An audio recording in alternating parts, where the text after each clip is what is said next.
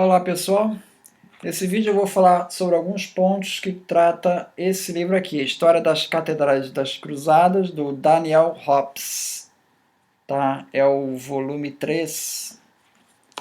Ele aqui na página 613, quando ele fala da Inquisição, ele fala assim,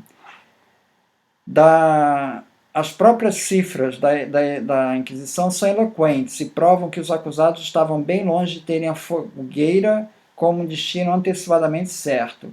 Em 930 sentenças de Bernardo Guy foi um inquisidor bastante conhecido.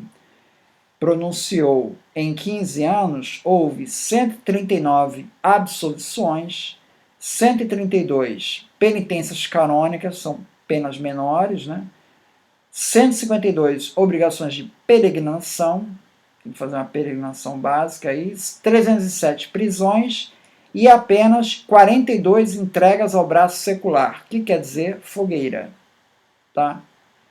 É muito, é talvez demasiado, mas desejaríamos saber se em alguns julgamentos por tribunais de exceção que os tempos modernos conheceram, a proporção das condenações à morte não foi muito maior.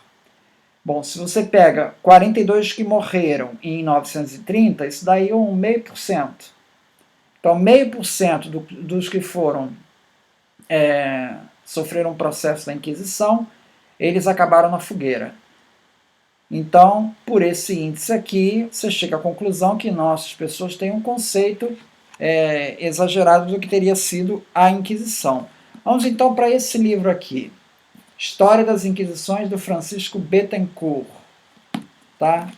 Ele fala das histórias de inquisições em Portugal, Espanha e Itália nos séculos XV a XIX. Tá mais adiantado. Ele pega aqui dados aqui do Tribunal de Toledo, na Espanha. A Inquisição Espanhola foi reconhecidamente uma das mais severas. Né? O Bernardo Guy é lá da Inquisição na França e em outra época, né? Bem antes do que isso aqui. Ele pegou as execuções de 1483 a 1530, tá? Que dá aí um total de uns 50 anos. Tá? De um total de 717 execuções em 3.200 processos. Então teve 3.200 processos em 50 anos, só nessa cidade de Toledo, com 717 execuções, ou seja, 22%. Mas se você pega na cidade de Toledo, em outras épocas, por exemplo, de 1531 a 1560, foram 0,8% de mortes. De 1560 a 1620, foram 1,4%. De 1620 a 1700, foram 2%. Então, você vê que o índice, o mais intenso foi nesse, de 1480 a 1530, que foram 22% de morte. Então, isso já está bem diferente do índice aqui do Bernardo Guy, que se aproxima lá dos 0,5%, 1%. Então, você veja que, assim, 2 pontos aqui sobre o Daniel Hobbes que queria falar. Primeiro, você pegar um índice de 1% e dizer que ele se estende para todos os períodos, em todos os locais, não é correto. Aqui tem a cidade de Toledo que vai a 22, nessa época. Então isso vai variar de cidade e vai variar de época. Isso não pode ser desconsiderado. E a outra coisa, quando o Bernardo Hobbes ele fala que num dos ataques, né, das primeiras cruzadas, né, cruzada contra os cátaros albigenses, no norte da França, né, você tem aqui o ataque à cidade onde os cátaros viviam, que é de Béziers, né, e você tem uma narrativa de Pedro de Vaux de Cernay, da abadia de Vaux de Cernay, né, o Pedro de Vaux de Cernay, que ele viveu na época dos cátaros, né, lá por volta do século XIII. Né. Ele diz que houve um ataque à igreja quando os cruzados invadiram a cidade, as pessoas se refugiaram na igreja, numa das igrejas, a igreja de Madalena, e lá teriam morrido 7.000 pessoas. Esse é o relato do Pedro de Vaux de Cernay, que ele é um monge católico e ele está defendendo a igreja. Ele está narrando os fatos em conformidade com a igreja. Ele foi testemunha. ele disse que foi 7 mil. Então, veja, esse número não é uma invenção tardia, é um testemunho da época de uma pessoa que não está querendo atacar a igreja, pelo contrário, está querendo defender a igreja. Então, ele diz que foram 7 mil. O Daniel Hobbes diz o seguinte: não poderia nunca ser 7 mil, porque a igreja não cabe mais do que 1000. Ele falando, Daniel Hobbes. Mas, enfim, cabe mais de 1000, como? Sentado, que você imagina. Imagina todo mundo fugindo para uma igreja. Vai todo mundo se socar lá dentro. Quer dizer, se esse é o testemunho do monge católico, você tem outro testemunho do Cesário de Rasterbach, monge católico também, que ele contou uma história que essas pessoas foram para lá, os cruzados chegaram assim, mas como é que a gente vai saber quem é herege e quem é não?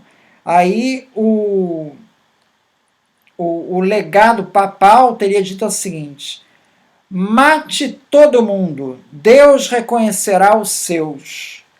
Né? Quem disse isso foi o legado papal, que é o Arnaud de Amalric. Arnaud de Amalric. E nesse depoimento dele, que isso está numa carta que ele enviou ao Papa em 1209, ele diz que nossos homens não pouparam ninguém, independente de posição, sexo ou idade. Ou seja, ele matou todo mundo. E mataram quase 20 mil pessoas. Veja, isso é o depoimento dele, do legado papal. Depois dessa grande matança, a cidade inteira foi saqueada e queimada, enquanto vingança divina miraculosamente se enfurecia contra ela. Esse é um legado papal. O Cesário de Rasterbach, ele relata a mesma história. E é aí que ele fala desse episódio. O abade temia que muitos fossem mortos, com medo de morte, fingissem ser católicos e, após sua partida, voltassem à heresia. Então ele respondeu: mate todos, porque o Senhor conhece os que são seus. Referência a 2 Timóteo, capítulo 2, versículo 19. Esse Cesário Rasterbach é um monge, também está defendendo a igreja, e ele narrou isso 20 anos depois dos acontecimentos. A carta dele, eu deixo um link aqui com o original da carta dele, onde realmente isso está escrito na carta dele. Então você tem 2 testemunhos, um que é do Pedro de Vaux-de-Cernay, que ele escreveu a história dos albigenses, testemunha lá da igreja, e outro desse Cesário Rasterbach. Quer dizer, você tem 2 testemunhos dizendo que realmente houve ali um massacre, né, sobre todas as hipóteses. Né.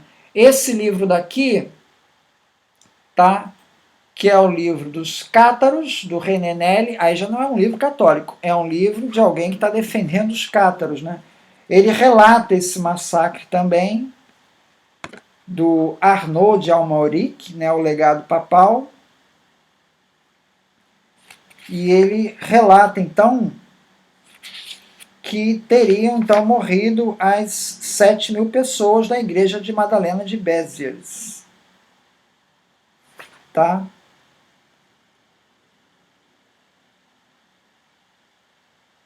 Então, ele relata, inclusive tem aqui um trovador, Guilherme de Figueira, em 1226, já depois dos acontecimentos, ele escreve uma carta, né, contra Roma, onde ele se refere a Roma como permitindo que se cometesse em Béziers uma terrível carnificina.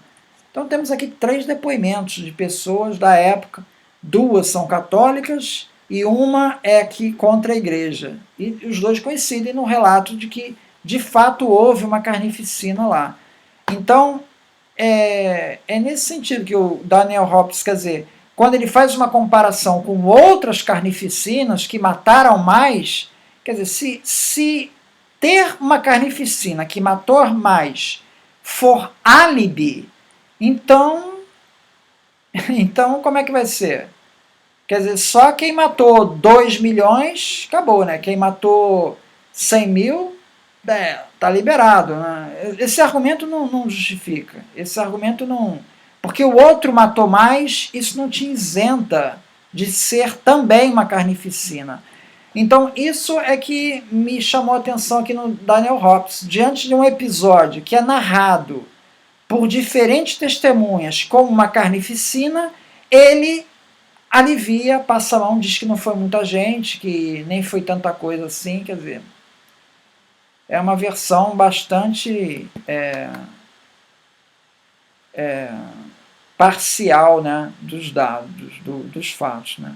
Então é isso. Muito obrigado.